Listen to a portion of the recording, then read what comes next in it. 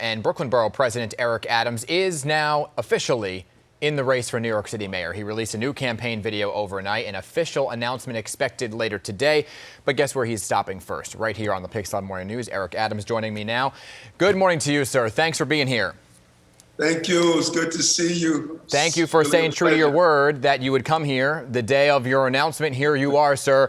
Watch the video that you put out. Let's talk about that video first, because you were very transparent in it. You and I have talked over the years many times. Never did I hear from you that you were arrested as a teenager. Yes. This is a New York story when you really reflect on my life.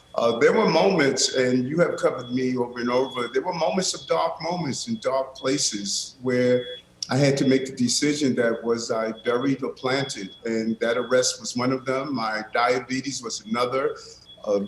Being shot at as a police officer while off duty, that was another. And so this is a New York story, and I know that it's been difficult throughout this journey, and I've gone through a lot like many New Yorkers. And I just believe now it's time to have a mayor that has gone through a lot, so we can understand the needs of people who are going through a lot. And that's why I'm announcing my run for mayor of the city of New York. And Mr. Adams, your slogan was Rise Up, right? Which is what we're seeing a lot of people do over this year, rising up, making their voice heard, specifically about what's going on in this country. You are entering the race at a very unique time in this country with a global pandemic, but also a reckoning on racial injustice throughout the country. How do you plan to handle both of these big topics?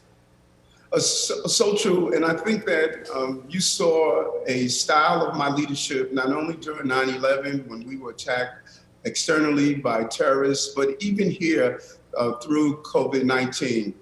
It took the type of leadership to move into Borough Hall, put a mattress on the floor, and respond every day to the needs of people. Some people fled to the Hampton. I fled to the hospitals and gave out food and PPEs and NYCPD.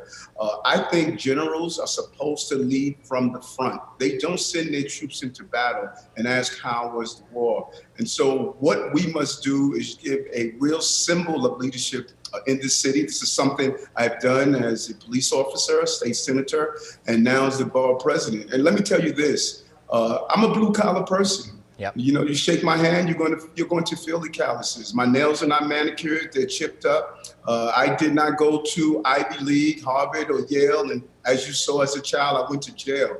But I turned my life around, graduated from CUNY, went to school at night, paid my way through, and studied to become a sergeant or lieutenant and a captain.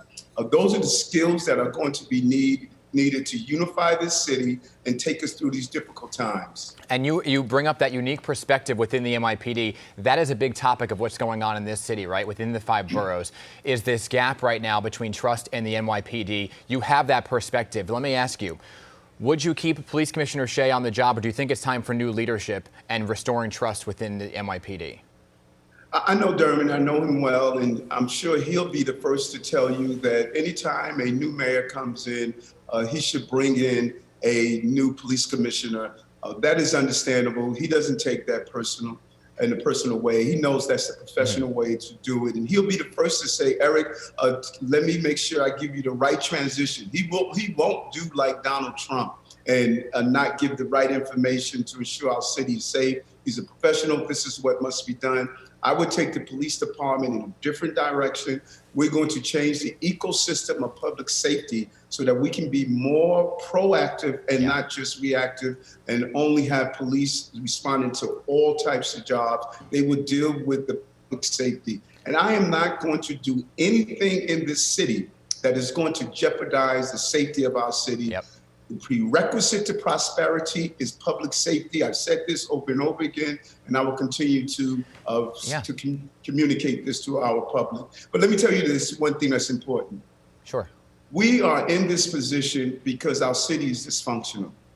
Our inefficiencies are leading to the inequalities that we see. And it's time to stop this dysfunctional government in our city. New Yorkers are doing the right thing by paying their taxes. It's time for the people and the leaders of this city to use those tax dollars to ensure our city run in a fluid manner. And briefly, before I let you go, when you look around the city, there are so many mom and pop shops closing because of the pandemic. People are leaving this city and moving elsewhere. How do you plan to kind of restore the businesses who are really hurting right now? So true. And they're leaving because they're not seeing a leadership and they don't believe in the direction.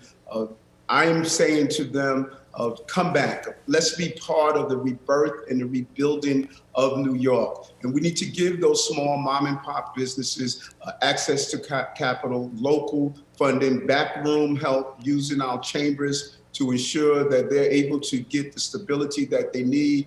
Let's use our procurement powers here to allow these small shops to have some of the goods and services that we deliver here in the city of New York.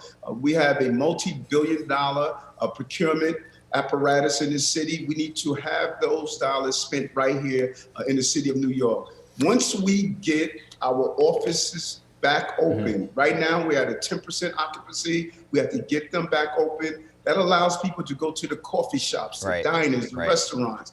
It allows the waiters, the cook, the busboys and girls. Our low-income New Yorkers feed off of the city running and operating, and we must get our city back open and operating in a safe way.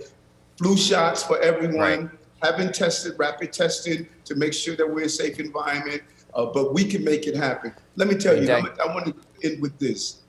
We're New Yorkers. I know what we're made of. I know New Yorkers, and most importantly, New Yorkers know me. I spent 22 years wearing a bulletproof vest, protecting the children and families of this city. And I'm going to give everything I have to make sure my son and their sons and daughters don't grow up in the city that I grew up in, that was filled with crime, filled with greed, graffiti, dirty, unsafe. That is not the New York I'm going back to. Big day for you, Eric Adams. This is a new energy that I see behind you. Last time we spoke, you were here teaching me how to make one of your healthy at last smoothies. I thought you were going to come on and talk about you were opening a healthy snack shop. Here you are announcing a run for mayor. Thank you for coming on this morning and making the time. Thank you. Take care.